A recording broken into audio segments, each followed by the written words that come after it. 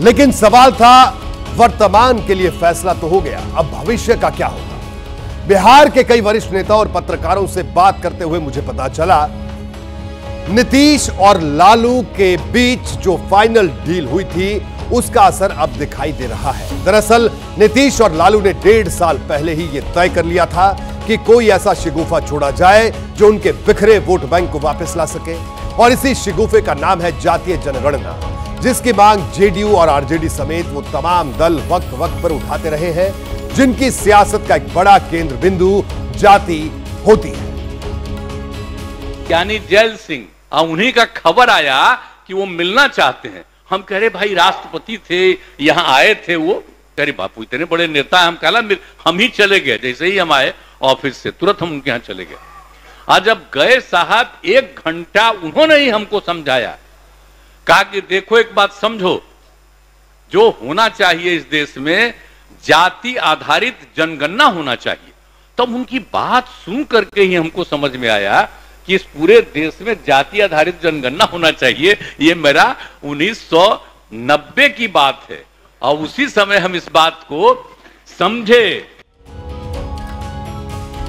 देखिए, सच्चाई है कि जमीन पर इन क्षेत्रीय दलों के वोट बैंक का एक बड़ा धड़ा नाराज है। एक वक्त में जो जेडीयू और आरजेडी ही बिहार की पसंद हुआ करती थी, अब उसमें बीजेपी ने एंट्री मार दी है और इसे ही भांपते हुए जातीय जनगणना का दांव मास्टर स्ट्रोक के रूप में चला गया। इसका एक बड़ा मकसद यह है कि जो वोटर आरजेडी और जेडीयू से नाराज हैं, वो पिछली बातों को भूल जाएं, लेकिन इस मास्टर स्ट्रोक को जमीन पर उतारने से पहले ही एक बड़ा दांव चला गया। मेरे मन में सवाल आया, जब 2022 में ही जातीय जनगणना पर सहमति बन गई तो फिर इसे लाने में इतनी देरी क्यों हुई? इसका जवाब आपको मिलेगा 23 जून को पटना में हुई इंडिया गठबंधन की बैठक में। यानी स्क्रिप्ट तो तैयार थी, बस इसे धरातल पर उतारने का इंतजार था। नीतीश कुमार का दिमाग उन दिनों बहुत तेज चल रहा था। तब नीतीश के मन में रह रहकर दिल्ली प्लान भी तैयार हो रहा था और वो चाहते थे कि उनका जो भी फैसला हो उसका असर सिर्फ बिहार तक सीमित ना रहे, बल्कि इसका असर दिल्ली तक जाए। इसी को ध्यान में रखते हुए नीतीश कुमार ने एक बड़ा प्लान बनाया। 23 जून को पटना में विपक्षी दलों की बैठक बुलाई गई थी।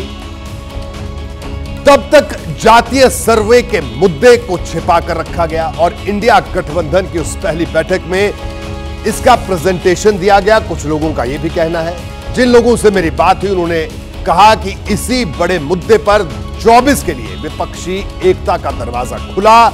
लालू और नीतीश कुमार ने इस मुद्दे को न सिर्फ बिहार के लिए कारगर बताया, बल्कि राष्ट्रीय स्तर पर कई क्षेत्रीय दलों के लिए इसे संजीवनी बताया गया। आपने देखा होगा, इंडिया गठबंधन बनने के बाद कई दल जातीय जनगणना के मुद्दे पर अग्रेसिव पॉलिटिक्स भी कर रहे हैं। जब से जाति जनगणना की बात आई है, जो कभी नारे लगते थे, आज हर समाज के लोग इस बात को कह रहे हैं कि जाति जनगणना हो और जाति के जो आबादी हो उसके हिसाब से हक और सम्मान मिले। यानी जातीय जनगणना का गुब्बारा 2024 के चुनाव को देखते हुए बड़ी बारीकी से तैयार किया गया है। यह लालू यादव की सोच और नीतीश कुमार की प्लानिंग का सियासी कॉकटेल है।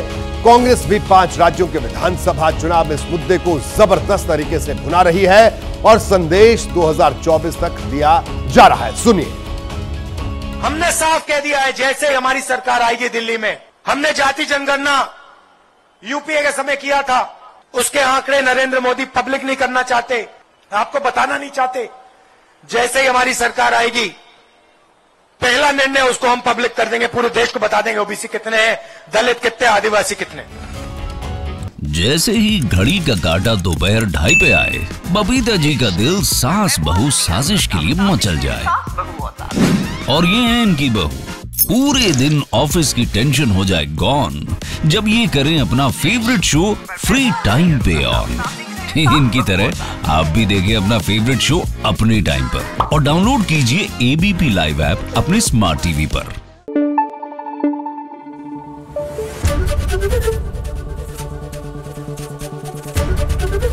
एबीपी न्यूज आपको रखे आगे।